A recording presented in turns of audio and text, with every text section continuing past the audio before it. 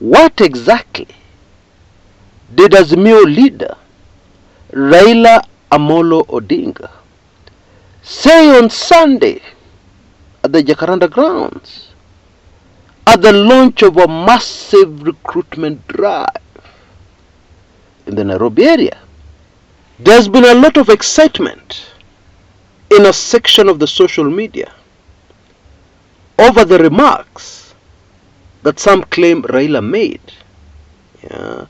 where he said there is something very extraordinary about to happen in Kenya. So, did Raila actually say that, or did he not? Well, I'm about to shock you. Whether or not Raila said that, that entire comment is 1000% valid, correct, accurate.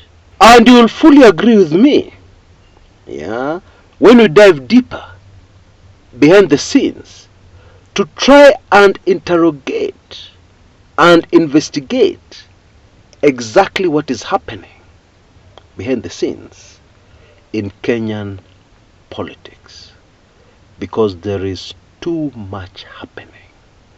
And let us neatly divide what is happening behind the scenes into two camps. One, what is really happening with Raila behind the scenes, and two, what is really happening within the Kenya Kwanza fellows, the Kenya Kwanza government. And let us start with the Kenya Kwanza government. Now, there's been a lot of drama in Kakamega that most Kenyans have missed. And it is very important to understand what is happening in Kakamega, because the same will be replicated, is being replicated nationally across the board. I'm sure we've all heard of the Khalwale incident, where his caretaker for his bulls passed on. In fact, I've done a thorough analysis of that on this channel in another video.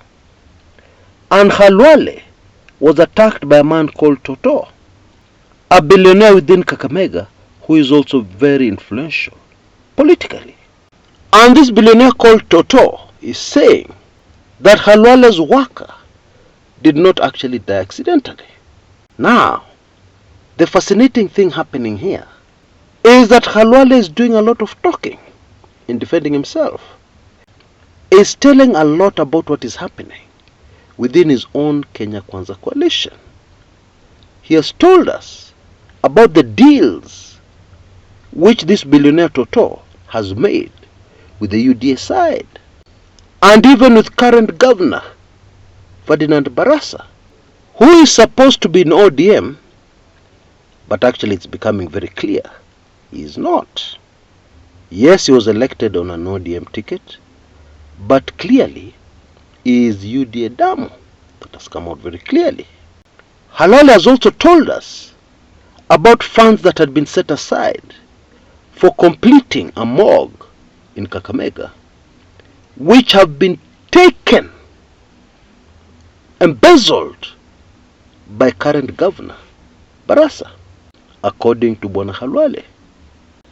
On the other side of the billionaire Toto has also been giving us a lot of information about Senator Khalwale. Now I need to pose a question. Usually in a political mud fight, who gains the most? Can you guess? It is the people who gain the most. Why? Because wakubwa expose each other. Then a vicious fight against each other. Obviously there's going to be no winner. Both of them are going to lose. And in the end, the people are going to win. Now, of course, this is not the first time we are seeing this within Kenya Kwanza. You'll remember the Senator Cherargei controversies. Also within UDA. In fact, this one very deep inside UDA in the Kenya Kwanza ruling coalition. Now, on Raila's side, it appears that nothing is happening. All that is happening is boring ODM party recruitment. Indeed, even the other Azimio affiliated parties are also on a major membership drive. Boring, right? Wrong. Now, major party recruitments are something you do shortly before a general election. Usually it is done about a year or so before a general election. Are we a year away from a general election? Of course not. We're in the year 2024. The next general elections are scheduled for August 2027. Well, the other reason for a major party recruitment drive is to prepare for political war. Okay? Actually, the ODM party is targeting 10 million members by April this year. That is barely 2 months away. Now, please allow me to illustrate to you why this party recruitment is not boring, number one, and why this party recruitment strategy of Raila is not only devastating, but tells us very clearly that something extraordinary is about to happen in Kenya. Now, let us take that Jacaranda meeting, Jacaranda in Nairobi, in Kumekucha constituency, the meeting which took place on Sunday, where Raila is supposed to have made these remarks, that have gotten some people all excited and UDA very worried. Let's take that as an example. How did ODM get the massive crowds there? Bila kizungu mingi, this is an active party. They are members of parliament. They are elected party officials. And so it is very simple. They get their people to attend. And at the end of the day, when you count the officials and count the number of constituents, their constituents that they've gotten there, you have a very large crowd. Now, let us contrast this to the UDA position. Supposing UDA wants to have a rally in Nairobi, how will they get people there? UDA is not active in Nairobi. And very strange and instructive, even those who are elected on a UDA ticket in Nairobi have problems addressing their constituents. Believe it or not. And so, if you and your constituents are not on talking terms, how are you going to get them to come and attend a rally, a UDA rally, somewhere? I'm sure you get what I'm driving at. Bottom line, one side of the political divide focuses on perception, tricking people, making an impact on Twitter with the help of over 100,000 fake accounts purchased from India. And the other day, they carried out a major attack against the Nation Media Group. So take your pick. Which one has more impact politically? But now, let us get into the meat of this video by simply answering the question, what is this extraordinary thing that is about to happen in Kenya? What is it? Now, before we go into that, please allow me a minute or so to give you some interesting testimonies from people, actually information gathered from people who have already taken in my valuable information, which I first put together in the year 2019, how to survive or even prosper in a dead economy. Now, talking to these individuals, one of them greatly benefited from this particular docuseries, with eBooks and a video, by getting the direction. And by the way, they got their direction in the year 2019. And they saved themselves a fortune and a lot of trouble, because they would have gone in another direction, which is now greatly suffering in all these troubles we're having in the economy. Instead, they decided to focus on food products. No matter how difficult things are, people have to eat.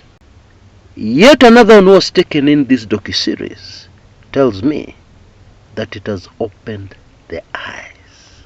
How so? It has completely changed the way they do business. And by the way, this is somebody who's experienced in business. Now, because of time, let me just give you one other example about somebody who's totally new in business.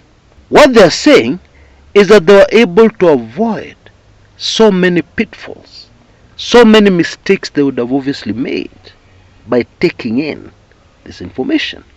Let me give you a very specific example.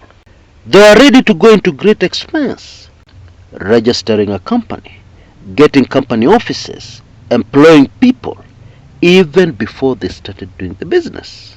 They discovered from a special report that even an individual is a legal entity. You can do business legally without a registered company. People do it all the time. And there are many other gems of wisdom, tips, and even ideas that they greatly gain from. You can see details on your screens right now. It is a very small investment compared to the potential gain you're going to get from it. Please, it is not an expenditure. It is an investment. And I mean that very seriously. Sponsoring others less fortunate than yourself, believe it or not, is also an investment. But this one, a spiritual investment that never fails to give you a return. Never ever. And out of every order I'm receiving, I'm sponsoring another Kenyan free. And those of you who decide to sponsor a Kenyan directly, for every one person you sponsor, I sponsor two. Because I am also very determined that this information should get out to as many people as possible.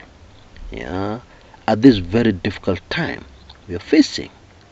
And even as we know very clearly that what is ahead will be even more difficult. So please take action right away. This is something you will never regret. Now, in answering the question about this very big thing that is about to explode in Kenya, I want to divide that question into two. Will it be caused by external factors or internal factors?